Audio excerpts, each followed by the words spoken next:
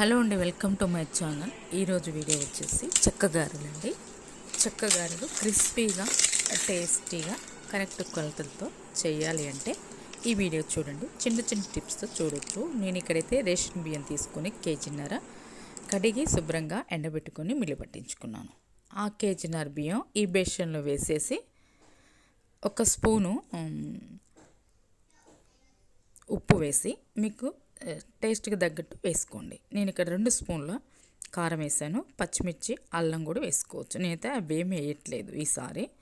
ఇలా ఎండి కారం వేసాను. పచ్చనిపప్పు నేను వేయలేదండి, పెసరపప్పు అయితే వేసాను. పచ్చనిపప్పు కొంచెం కడుపుబ్బరంగా ఉంటుంది అంటే నేను ఈసారి పెసరపప్పు తీసుకున్నాను. పచ్చనిపప్పు వేసుకోవచ్చు. ఇక్కడ 4 స్పూన్లు జీలకర్ర అయితే తీసుకున్నాను. ఇలా తీసుకొని మొత్తం కలుపుకోవాలండి. ఇలా పిండిలో బాగా కలిసిపోయేంత వరకు మనం కలుపుకోవాలి. మనం కలుపుకున్నాక అసలు ఏమీ కానరాకూడదు అనమాట, అట్లా ఉండాలన్నమాట. ఇక్కడ నేనైతే కరివేపాకు 2 గుప్పలు తీసుకున్నానండి. కరివేపాకు మరింత వేసుకుంటే చెక్కగారలో చాలా టేస్టీగా క్రిస్పీగా ఉంటాయండి, చాలా బాగుంటాయి. కరివేపాకు ఎక్కువ వేసుకుంటే పిల్లలు తింటారు కాబట్టి చాలా మంచిది. అయితే ఇలా బాగా కలుపుకోవాలండి. ఎంత కలుపుకుంటే చాలా అంత మంచిదనమాట. ఇలా బాగా కలుపుకొని ఇక్కడ నేనైతే ఇలా కలుపుకొని ఈ పిండిని పక్కన పెట్టుకున్నానండి. అయితే వేరే ప్లేట్లో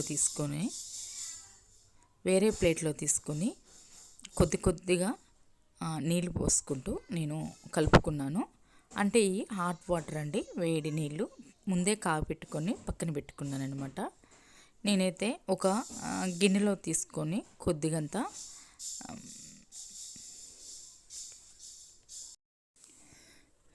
ఇలా వేరే ప్లేట్లో వేసుకొని వేడి నీళ్ళు పోసుకొని కొద్దిగా పోసుకొని కలుపుకున్నానండి. ఇప్పుడు మీకు అర్థమవుతుంది చూడండి నేను ఎలా కలుపుకున్నానో. ముందు అన్నీ వేసి కలుపుకొని పిండిని పక్కన పెట్టుకొని ఇలా కొద్దిగా వేసి కొన్ని వేడి నీళ్ళు పోసుకుంటూ కలుపుకున్నాను. చూడండి ఇలా కలుపుకున్నాను ఒక ప్లేట్లో తీసుకొని. ఇలా కలుపుకుంటే చేయటం రాని వాళ్ళకి, అసలు ఎప్పుడు చేసినా క్రిస్పీగా రాని వాళ్ళకి ఇలా చేస్తే చక్కగా పిండి ఆరిపోదు.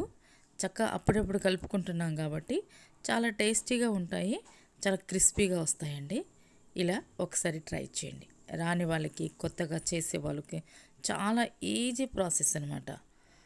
చాలామందికి ఈ చెక్కగారలు రావండి క్రిస్పీగా, అందుకనే ఈ ప్రాసెస్లో నేను చూపించాను. తప్పకుండా ఇలా చేయండి. ఇలా చిన్న బాల్స్ చేసుకోవాలండి. ఎక్కువ పెట్టి ఎక్కువ ముద్దతో చేసుకోవద్దు, తొందరగా అయిపోతుందని. అలా కాకుండా తక్కువ పిండి పెట్టుకొని చక్కగా రౌండ్గా బాల్స్ చేసుకొని ఇలా పూరి బ్రష్లో మన శారీ కవర్స్ ఉంటాయి కదా, కట్ చేసి ఇలా శుభ్రంగా కడిగి ఈ పూరి బ్రష్కి పెట్టేసి ఆయిల్ అప్లై చేయాలి.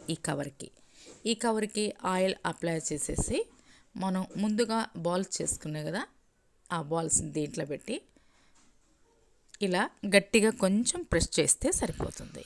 మంచిగా పలసగా వస్తాయండి. మీరే చూడండి ఒకసారి.